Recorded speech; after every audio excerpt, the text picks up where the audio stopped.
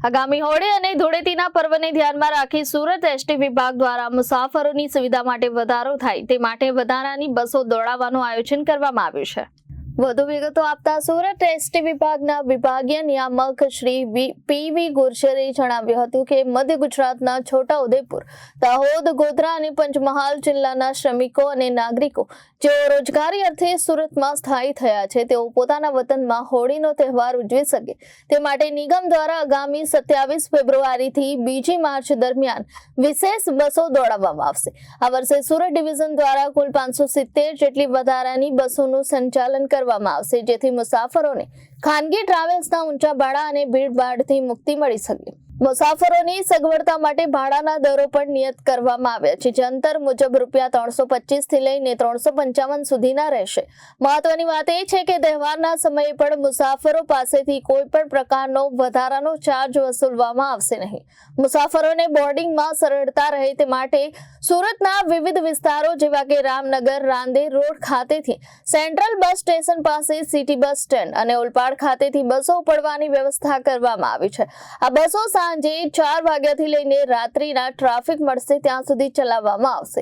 વધુમાં તેમણે કહ્યું કે મુસાફરો માટે ઓનલાઈન બુકિંગ સુવિધા પણ ઉપલબ્ધ છે। જો કોઈ સોસાયટી કે વિસ્તાર પર મુસાફરો એક સાથે ગ્રુપ બુકિંગ કરાવશે તો એસટી નિગમ દ્વારા તે બસને મુસાફરોના ઘર આંગણે ડોર સ્ટેપ મોકલવામાં આવશે। ગુજરાત સરકારના માર્ગદર્શન હેઠળ મુખ્યમંત્રીશ્રી તેમજ વાહન વ્યવહાર મંત્રીશ્રીના માર્ગદર્શન હેઠળ સુરત વિભાગ દ્વારા હોળીનું એક્સ્ટ્રા સંચાલન કરવા આવનાર છે। આ એક્સ્ટ્રા બસો તારીખ 27થી 2 તારીખ સુધી આ એક્સ્ટ્રા બસોનું સંચાલન થશે। આ એક્સ્ટ્રા બસો મુખ્યત્વે દાહોદ, પંચમહાલ, લુણાવાડા, ગોધરા તરફના એક્સ્ટ્રા બસોનું સંચાલન થશે।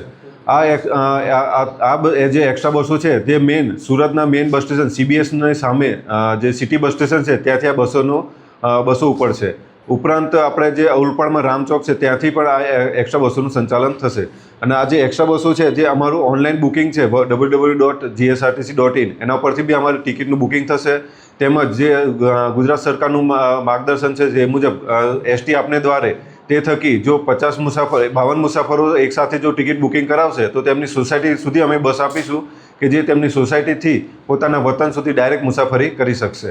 અને આ જે બસો જે છે સંચાલન મુખ્યત્વે સાંજે 4 વાગ્યાથી તો રાતે 10 વાગ્યા સુધીના સંચાલન ચાલુ રહેશે। જો ભાડું જોઈએ તો એસટી નિગમના જે નિયમ મુજબનું જ ભાડું વસૂલાત કરવામાં આવશે। દાહોદનું છે ₹350, ઝાલોદના ₹355, ગોધરા ₹305, લુણાવાડા ₹330, છોટાઉદેપુર ₹315 જે નિયત કરેલું જે ભાડું છે એ મુજબનું ભાડું વસૂલવામાં આવશે। ગુજરાતના કયા જિલ્લાઓમાં વધારાની બસો શરૂ કરવામાં આવશે? આ જે હોળી પર્વ નિમિત્તે જે મુખ્યત્વે દાહોદ, પંચમહાલ તરફનું જ સંચાલન હોય છે જેનું અમે આ જો એક્સ્ટ્રા સંચાલન અમે દાહોદ, પંચમહાલ, છોટાઉદેપુર 5 તરફના એક્સ્ટ્રા બસોનું સંચાલન થશે। તદુપરાંત જો મહેસાણા, સૌરાષ્ટ્ર તરફના બી મુસાફરો હશે એક સાથે કે જે અમને મુસાફરી કરવી હશે તો અમે એક્સ્ટ્રા બસોનું અમે આપીશું એમને। બીજા રાજ્યોમાં કેવી રીતે વ્યવસ્થા? હોળી પર્વ નિમિત્તે મોસ્ટ ઓફ જે દાહોદ પંચમહાલનું જ સંચાલન હોય છે અને મુખ્યત્વે રેલવે આઉટ સ્ટેટમાં મુખ્યત્વે રેલવે તરફથી જ સંચાલન થતું હોય છે। તેમ છતાં અમારી જે નિયમ મુજબની જે અમારું સંચાલન ચાલતું હોય છે એમાં જે ઓનલાઈન બુકિંગ થકી મુસાફરી કરી શકે છે। આ વખતે કેવા પ્રકારની પ્રક્રિયા કરવામાં આવશે જેથી કરીને જે મુસાફરો છે એ લોકોને તકલીફનો સામનો ન કરવો? ઓનલાઈન ટિકિટ બુકિંગ થકી બી મુસાફરી કરી શકે છે। ગ્રુપ બુકિંગ થકી બી અમે કીધું એ પ્રમાણે ગ્રુપ બુકિંગ થકી પણ આ મુસાફરી કરી શકે છે કે જે અમને 50 એક સાથે 52 મુસાફરો બુકિંગ કરાવશે તો એમના ઘરે આંગણે અમે બસ આપીશું ત્યાંથી વતન સુધી મુસાફરી કરી શકશે। ટોટલ 580 બસોનું આયોજન કર્યું છે। તારીખ 27થી 2 તારીખ સુધી અમે આ એક્સ્ટ્રા બસોનું સંચાલન કરીશું। તદુપરાંત પણ વધારાની જરૂર પડશે તો અમારી પૂરી તૈયારી છે। વધારાની બસો દોડાવવાથી એસટી વિભાગને કેટલો લાભ મળી શકે?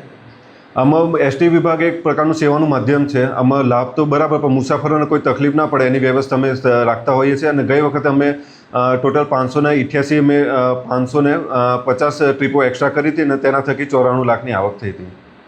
ખાસ કરીને આજે મુસાફરો દાહોદ ગોધરાનો હોય છે કે અમુક 4 સ્થળો ભેગા થતા કોઈ સ્પેશિયલ જગ્યા રાખી ત્યાંથી પિકઅપ કરવાનું મેં અગાઉ પણ કીધું એ પ્રમાણે સુરતના CBS બસ સ્ટેશનની સામે સિટી બસ સ્ટેશન, ત્યાંથી જ અમારું આખી ટીમ હશે ત્યાં આગળ. ઝાલોદ, દાહોદને બધું અલગ અલગ વર્ગીકરણ કરેલું છે અને ત્યાંથી અમે એક્સ્ટ્રા બસોનું સંચાલન કરીશું. વિવેક સિંહ, જનાદેશ ન્યૂઝ, સુરત.